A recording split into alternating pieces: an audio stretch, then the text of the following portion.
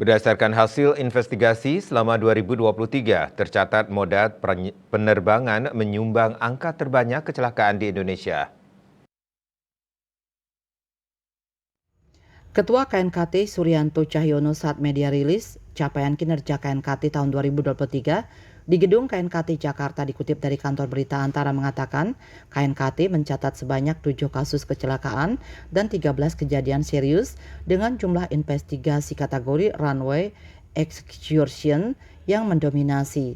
Selanjutnya diikuti moda lalu lintas dan angkutan jalan LLAJ sebanyak 10 kecelakaan, moda pelayaran 6 kecelakaan, dan moda perkeretaapian 4 kecelakaan.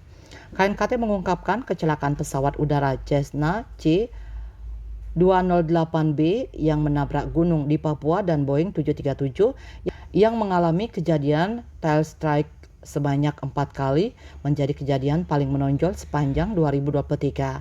KNKT juga menyebut moda penerbangan telah menyelesaikan 13 laporan awal, 5 laporan akhir, dan memberikan 11 rekomendasi yang ditujukan kepada Otoritas Penerbangan Sipil Indonesia, 2 rekomendasi, operator pesawat udara 4 rekomendasi, penyelenggara pelayanan navigasi penerbangan 2 rekomendasi, dan operator bandara udara 3 rekomendasi.